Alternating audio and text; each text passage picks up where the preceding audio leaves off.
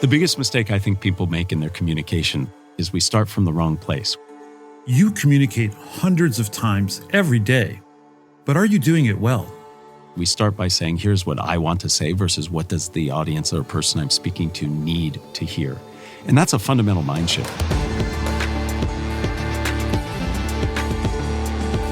Welcome to Grit and Growth from Stanford Seed, the podcast where Africa and South Asia's intrepid entrepreneurs share their trials and triumphs with insights from Stanford faculty and global experts on how to tackle challenges and grow your business. Here's a classic scenario. You're on an elevator. The doors open, and in walks someone who could change your life. You've got until you reach the ground floor to communicate your message. No notes, no slide decks, just you. Could you do it? I'm not sure I could, even if someone pulled the fire alarm and gave me an extra 20 minutes. On a previous episode, we dove into how to prepare for planned presentations. But the truth is, the majority of our communication in business and life is unplanned. And for entrepreneurs, the stakes can be really high. You have to be ready to speak when you least expect it, because whether you're ready or not, you will be called on by bosses, asked tough questions in job interviews, and introduced to potential investors at a moment's notice. The ability to communicate your message in those situations can be a game changer, both personally and professionally. But for many of us, public speaking is stressful enough even with the safety rails on. So how do you overcome anxiety, gain confidence, and rehearse for an unscripted performance? Well, if you have his number, you call up Matt Abrahams and you ask him if he'll help. Absolutely, Darius. It's great to be back with you. I'm Matt Abrahams. I teach strategic communication at the business school. I host a podcast called Think Fast, Talk Smart. Luckily, even if you don't have Matt's number, you can still get his advice. He's releasing a new book this month called Think Faster, Talk Smarter. It's all about how to succeed in those unscripted moments. And it starts with addressing a challenge that many of us face even before we open our mouths. So anxiety looms large in all communication. The new book is really about spontaneous communication, how to communicate in the moment, like answering questions, giving feedback. You make a mistake, you have to fix it, small talk. And a lot of us get nervous in all communication, but especially spontaneous. And there's a categorization of these different symptoms and results that's easy to remember, ABC. There's the affective, the emotional component. There's the behavioral, what happens to your body. And then the cognitive part, what happens in your mind. So that's the ABC. And most of us, myself included, who get nervous, experience all of the ABCs. Okay, so I'm going to tell you my ABC story. Yes. So I was a relatively new employee at a large international nonprofit. I was in the senior leadership team, and they had arranged a meeting with the leadership of the Ford Foundation. Oh, wow. You know, crucial donor organization. Sure. The president of the Ford Foundation was there, and they said, Darius, you should come along and you're going to present on your piece of work. Well, I was relatively new. I had hyperextended my knee playing sports, so I was on crutches and painkillers. I took the train down there, and I was just sweating from these painkillers and on crutches in downtown Manhattan. We go into this room, and it's a big boardroom and very formal. And my boss, the president of this organization, is very eloquent, just kills it, says amazing, interesting things, and then turns it over to me. And within a millisecond, I just felt hot. Yeah. Like I couldn't even pick up my glass of water. My hand was shaking so intensively. Yeah. And my vision became tunnel. Like I thought, oh my God, I'm having a heart attack. I'm going to pass out here, and this vision got kind of dark around the edges. And I could not produce a coherent sentence. I mean, it was terrible. I'm really sorry to hear that. What I want you to remember, and everybody listening in, is you survived. You've had an amazing career since then. And a lot of us need to put our anxiety into that perspective where it's bad, it's not great, but you'll get through it. You experienced many of the things that happened to us. Your body experiences these situations as a threat, and you go through fight or flight. It didn't help that you had crutches and you were on some kind of painkiller. That adds a little extra to it, but many of us do that. I perspire and blush when I get nervous. Yeah. And I use one of the techniques I talk about in the book. If you hold something cold in the palms of your hand, it actually cools you down. Your palms are thermoregulators for your body, just like your forehead or the back of your neck. So the nice thing is there are techniques we can use to manage the ABCs. And I like to say to take them from capital letters to lowercase letters. So it doesn't go away, but you're at least still managing. I want to talk about the things you do before you're going to have to speak. Sure. And the things you can do in the moment when you feel the wave coming, the wave of panic. Yeah. What do you do? Like in the moment, I just literally wanted to say, I'm sorry, I'm having a heart attack right now and I'm going to go and leave. Somebody call 911, please. Yeah. So grabbing a glass of cold water, but I was like, Yeah. what are the mental things I can do? What do I tell myself? And you say that we're fixated on our own awareness of others watching us. Yes. Negative thoughts and self-talk. What is self-talk? So we all carry around this voice in our head, and the voice is often helping us be successful, but at times, especially under stress and threat, we'll say really bad things to ourselves. We'll say things like, you should have been better prepared. How'd you get yourself in this circumstance? Why are you doing this and not the other person?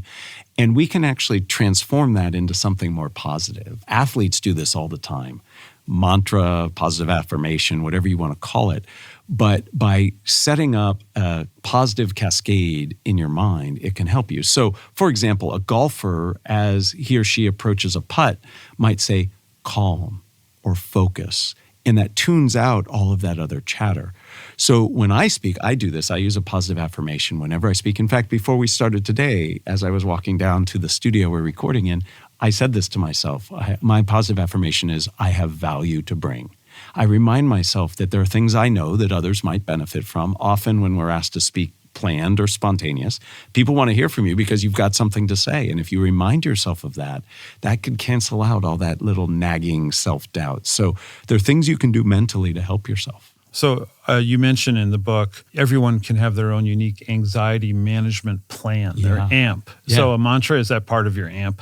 Yeah, so my anxiety management plan after decades of honing this are three things. One, I will always hold something cold in my hand. The studio we're recording in is actually quite cold, so I don't need that. I'm hopefully not blushing as we speak. I will say that positive affirmation. I have value to bring. And then, this is silly, but I say tongue twisters. And I say tongue twisters for two specific reasons.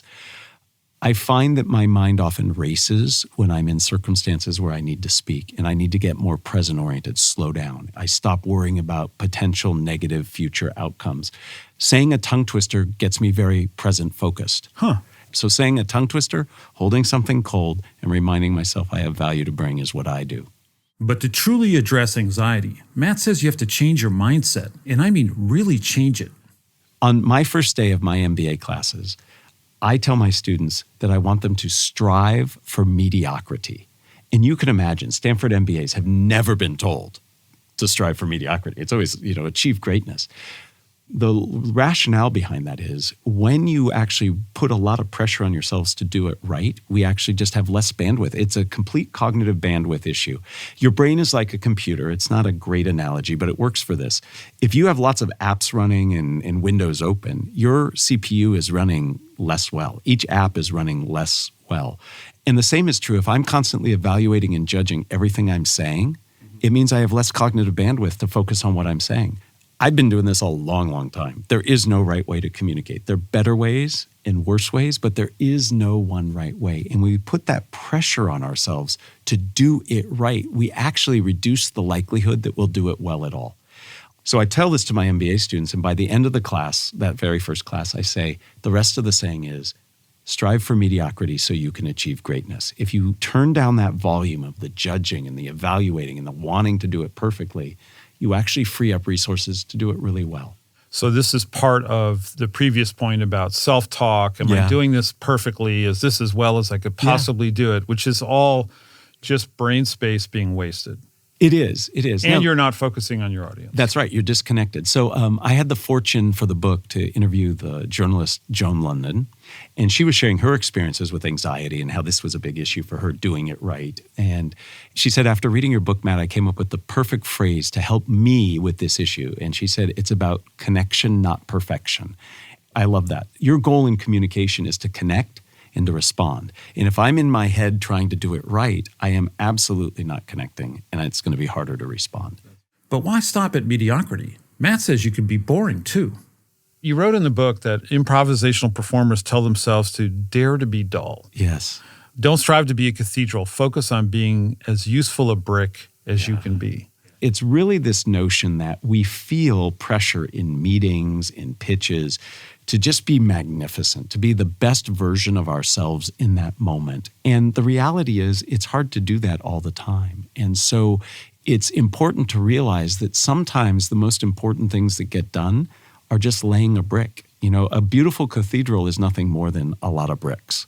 And so you need to think about, when I'm in the pitch meeting, maybe the best thing I can do is be quiet and listen, or just say, tell me more. When you redefine your role in this way, more skills become part of your toolkit. Often, the best way to communicate requires no talking at all. A lot of the information in this book and in my teaching around spontaneous speaking comes from many places, but improvisation is one of them. And improv has these amazing maxims that just stick in your head. And don't just do something, stand there. It's really about being present and do what's needed in the moment. Many of us come into these circumstances pre-programmed with things we want to do. So if we actually slow down and see what's needed in the moment, we can then respond better. Imagine you and I, Darius, we come out of a meeting and you say to me, hey, Matt, how'd that meeting go? And I immediately click into, oh, I got to give feedback. Well, you didn't do this well, or you did this kind of well. I think we failed here. And yet, had I just waited a moment and listened really, and by listening not just to what you said, but how you said it, I might have noticed you came out of the room through the back door, that you spoke a little more quiet than usual. You were looking down rather than looking at me when you asked for feedback. And maybe what you really need in that moment is support. You don't feel the meeting went well, and you're asking for feedback, but what you're really asking for is support. So if you're taking the focus off yourself, where does it go? You say, think about your audience, not yourself. Yeah. Help me understand, how does that improve my own ability to speak spontaneously with power and persuasiveness? Sure. The biggest mistake I think people make in their communication, the fundamental mistake people make, is we start from the wrong place. We start by saying, here's what I want to say versus what does the audience or person I'm speaking to need to hear. And that's a fundamental mind shift. We all suffer from the curse of knowledge. We know way too much about what we communicate about. And if I don't understand from your perspective what's important for you, what knowledge you have now versus where I would like you to be, I can't tailor my message. So we really need to be other-focused. Now, the nice thing about being other-focused is not only is the message more likely to land, the other person is likely to feel more valued because you're tailoring the message to them. And again, it gets you out of your own head. You're in service of your audience. So that spotlight that many of us carry around, feeling that's focused all on us, we're being judged and evaluated, is now partially turned, if not completely turned, on the audience. And that releases some of the pressure that we feel. So I think it's fundamental. And if there were only one thing that people took away from my book, and if that were it, I would actually be happy. When you work in service of your audience, you begin to see them as collaborators, not combatants. So let's talk about the audience. Yeah, sure. You're standing there up on stage. There's 200 people out there.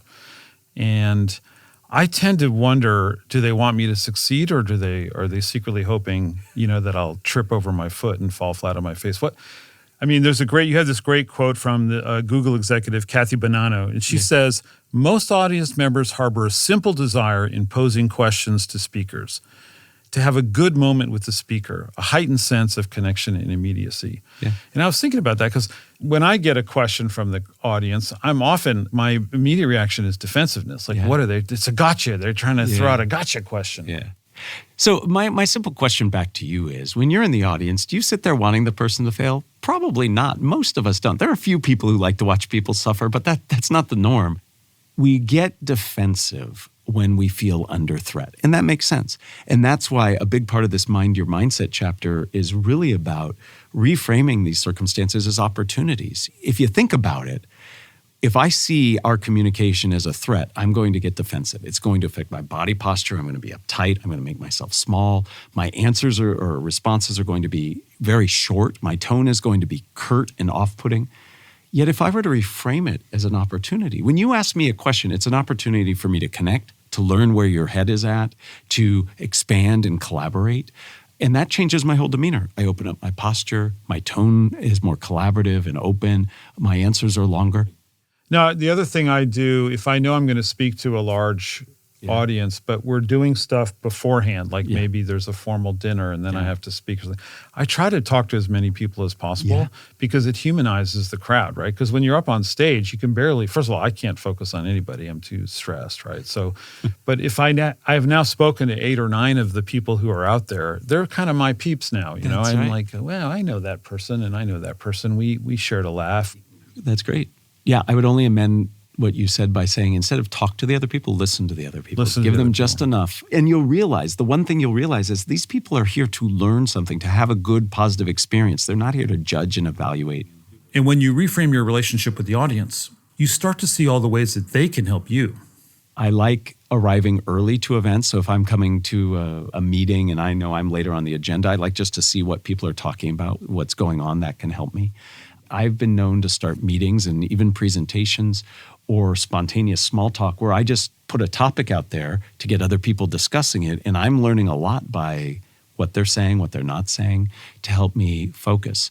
It's a continual process where I am uncovering, it's like peeling back an onion, really uncovering the specifics of what people know and don't know.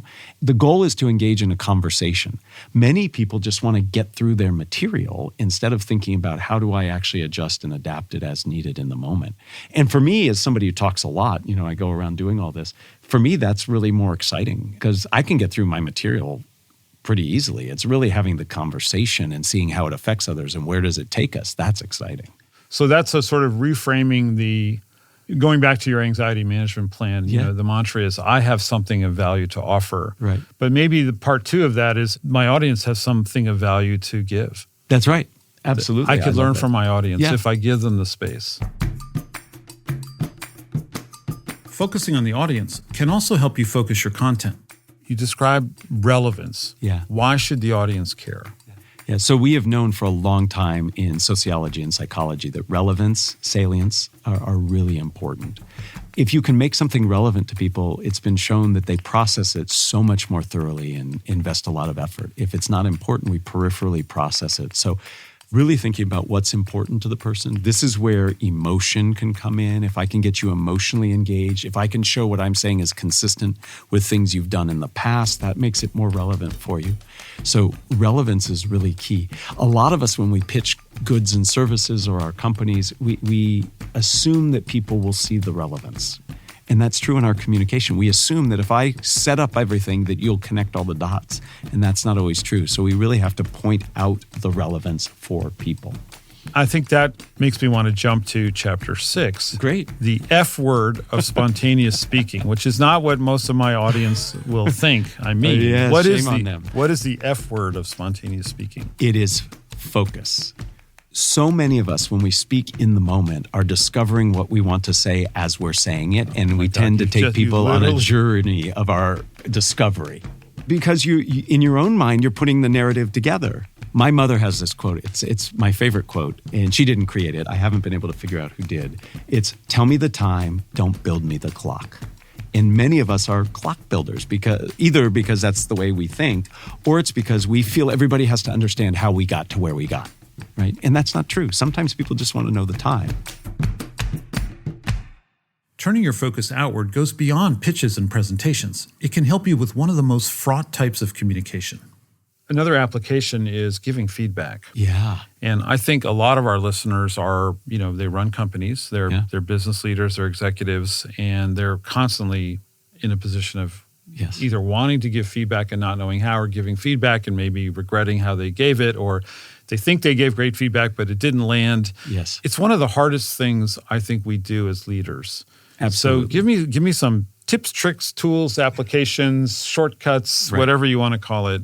Part of feedback is it has to be part of your culture and your relationship with the person that you're speaking to. If all you do is give critical feedback or constructive feedback, and you only do it when something bad happens, then that's... Or only once a year. Or even worse, only once a year.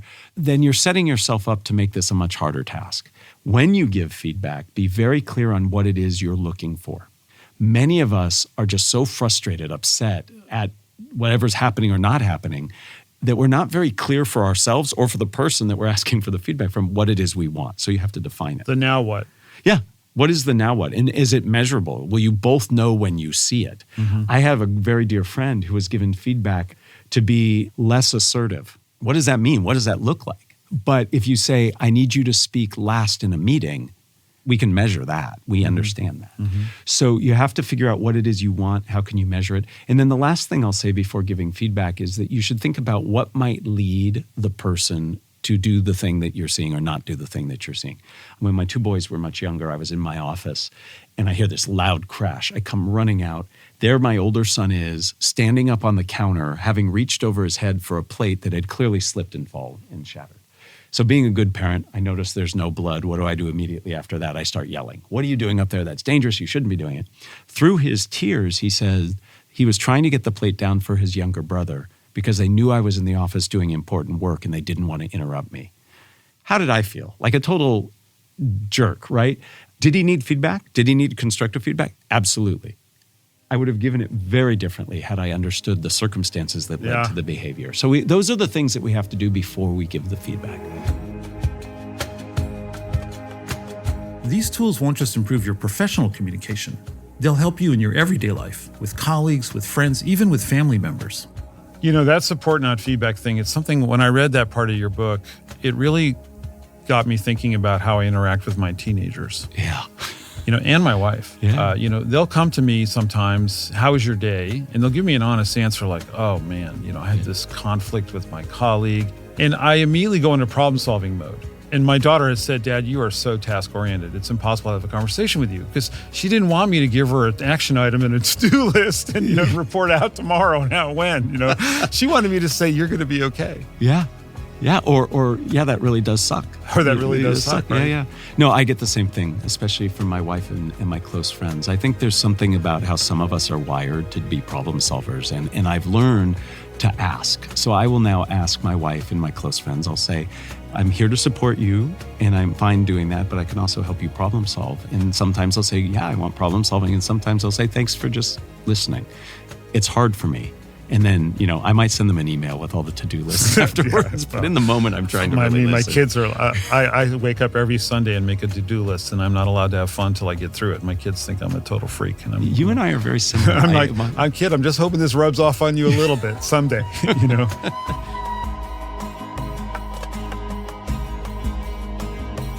Of course, some audiences will be more skeptical than others.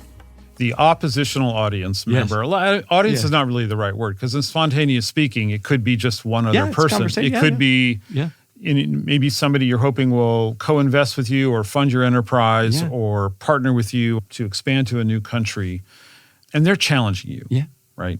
And you're trying to bring them on your journey. What are the tricks and tips for bringing a sort of an oppositional conversation back to where you want it to be? First, you have to listen. You have to slow down.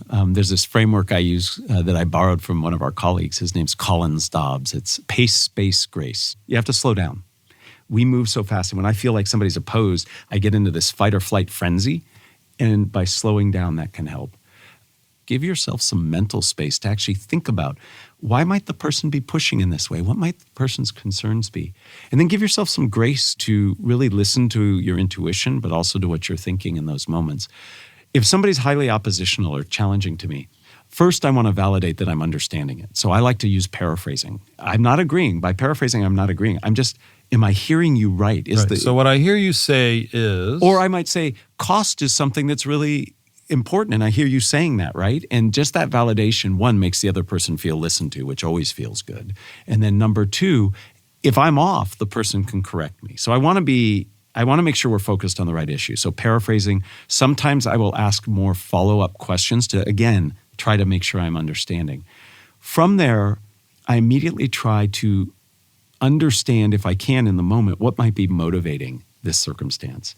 There's a story I tell in the book. It's from my colleague, Adam Tobin, and he is a screenwriter by profession. And he went in to pitch a show, and somebody he was pitching to said, help me understand why this isn't science fiction. And Adam's thinking, this isn't science fiction. There's nothing science fiction about it.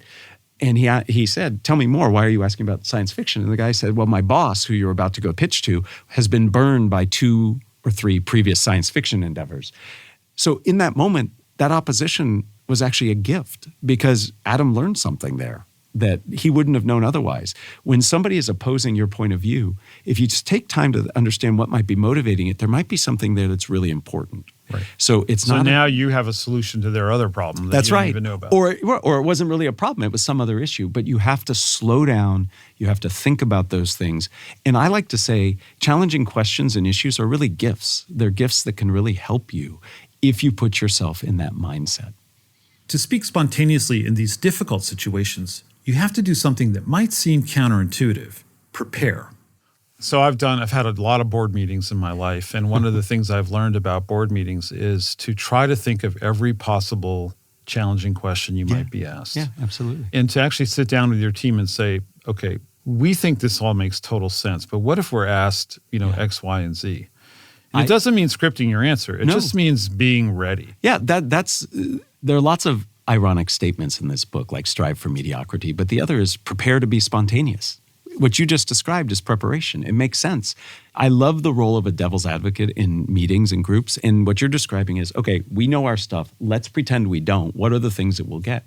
I think generative AI is a great tool for generating questions. If you're an interview candidate, type in questions for this company for this role. It'll spit things out. If I'm pitching to somebody, type in what are the 3 key issues. And then practice, not memorize, not over-rehearse, but practice answering those questions. It makes a lot of sense. And here's one of the secrets of spontaneous communication. You can structure it. All communication, again, spontaneous or planned, needs to be goal-driven. We don't just ramble. High stakes. I mean, we have conversations that ramble, but you want to go into it saying, what do I want people to know? How do I want them to feel? And what do I want them to do? That is the general orientation or direction you're going. How you get there is the structure.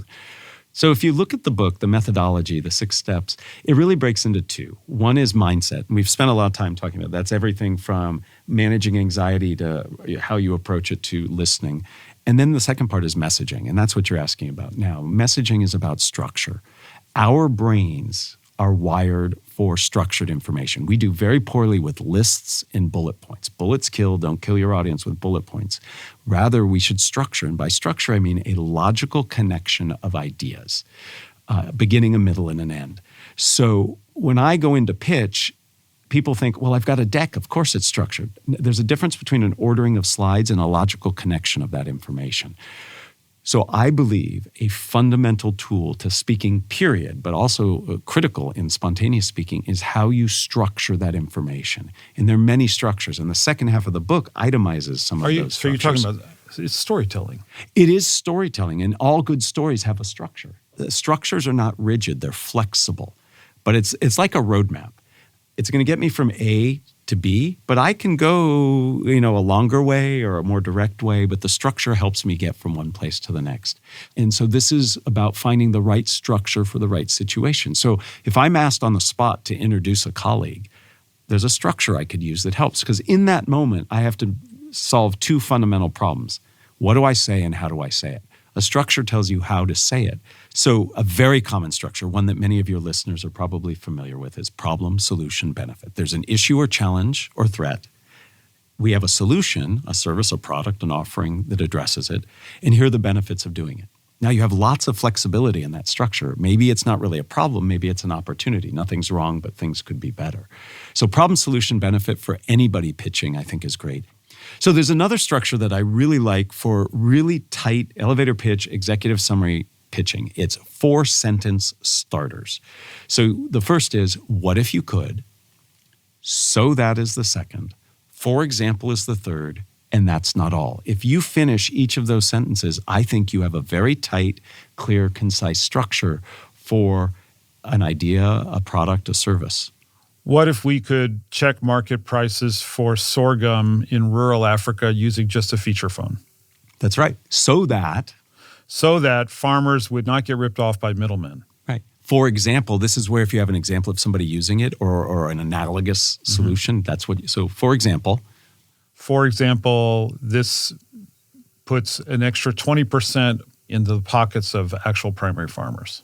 And that's not all. And this is where you would add some additional feature. By having this data that we collect, we can then do some, for example. So what would you say? So that's not all. So that's not all. Now that they're on the platform, they can also band together and negotiate prices for group purchases. Excellent. And for everybody listening, that was completely spontaneous. And yet, I think it's a pretty coherent pitch. Structure doesn't just help the speaker tell the story, it helps the audience to remember it. And that's important because often your audience will be your ambassador. You say in the book, one of the greatest benefits of adopting a narrative structure is repeatability. Yeah. Often the venture capitalist with whom an entrepreneur might be meeting isn't the one making the final decision about whether to provide funding. That person has to go back to their firm and pitch the entrepreneur's company to others. Can you say a bit more about repeatability? Yeah, absolutely. So, and it's not just for entrepreneurs pitching, it's for an interview candidate. Very rarely does the person who's interviewing you in that moment say you're hired. They have to go sell you on your behalf. So much of our communication is about equipping others with our message to go do work on our behalf. And so part of your job is not just getting your message across, it's about providing a structure and a package of that information so somebody can go easily do it. Spontaneous communication is hard. It can be unexpected and high stakes. No two situations are ever the same. But it's also all around us, which means you've got endless opportunities to practice. What are some ways you can practice things like structuring your spontaneity or the F word of spontaneity? There is a structure that I really like. I'll give you one example. It's 3 questions. What, so what, now what?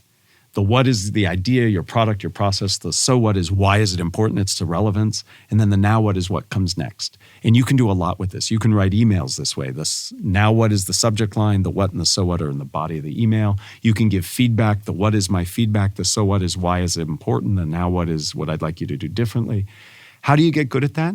You practice. So I would challenge everybody at this very moment, after I explain the task, pause this podcast, think to yourself, what is something I learned? Why is it important to me? And how can I use it? And then turn the podcast back on because we want people to finish listening. But the point is, listen to something, read something, have a conversation, then think to yourself, what was it about?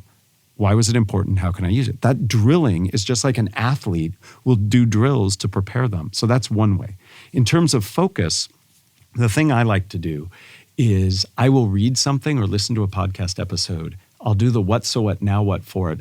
And then I'll say, okay, cut that in half. How could I cut what I just said to myself or wrote in half? Because what it's training me to do is to prioritize. I'm picking something that's more important than something else. Wait, so this is an exercise you do when you're editing your own podcast? Yeah, absolutely. It's an exercise I do when I'm having a conversation. Sounds like something I should do. But no, I do this. So I will go back and look at text messages I sent. I tend to be a pretty verbose texter, which is ironic, I know. But I'll go back and I'll say, how could I have said that text in half the words? Interesting. Or my wife helps me do this all the time because, again, I'm still a work in progress. After talking to one of my kids, she'll say, minimal words. How could you have said that? You talk too much. They tuned out. And so I'll think about it. So I'm training my brain to prioritize what's the most important so that when I am put under the spot, I'll have that skill available so I can be more parsimonious. That practical element is one of my favorite things about Think Faster, Talk Smarter. One thing I want to say about your book, which I absolutely love, thank you, is that for every piece of guidance you give, you also give exercises. You say, go home and try this. Next time you're alone, do this. Or when next time you're having a conversation with your family, try this. And then you also have little tables with kind of like cheat sheets. And I'm not joking when I say that I'm going to have some of these printed out smaller that I carry around in my pocket when I have to speak because they are that solid. It's beautiful. Well, thank you. I think communication is something you have to do. It's not something you think about just theoretically. And my publisher for the book said, how will you know if your book was successful? And they're thinking, do you want to be on this list or that? And no, I will be successful if people do exactly what you said. If there are dog-eared pages highlighted and people are returning to it, that's success because communication is about doing. As humans, we are communicating constantly. You'd think we'd be better at it, but it's not easy. So don't be so hard on yourself. If speaking makes you nervous, develop an anxiety management plan. Prioritize connection, not perfection. There's no right way to communicate. Reframe your relationship with your audience. Think of them as collaborators, not adversaries, and consider what's relevant and important to them. That will help you focus your content. Structure your spontaneity. Don't try to build the tracks while you drive the train. You can lean on established structures like problem, solution, benefit. It'll make your content easier for the audience to remember and, more importantly, easier for them to repeat. As with anything, practice makes perfect. Check out some of the exercises in Think Faster, Talk Smarter. Print them out, fold them up, and put them in your pocket. Practice when the stakes are low, on an email to a coworker or in a conversation with friends. If you do that with your everyday communication, you'll be ready when you get ambushed by a big moment.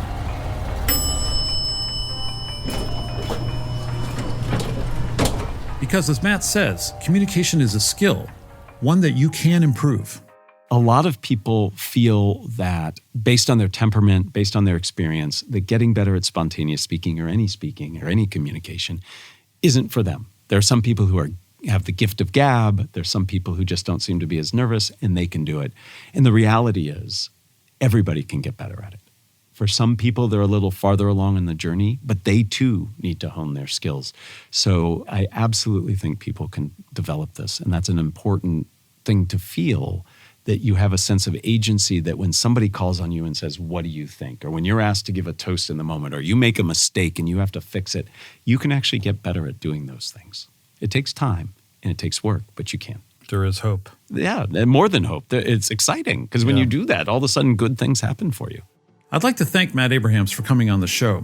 I was fortunate to get a proof of Think Faster, Talk Smarter, and mine already has dog-eared pages, margin notes, and Post-its all over it. You can find it wherever good books are sold, and we'll put a link to it in our show notes.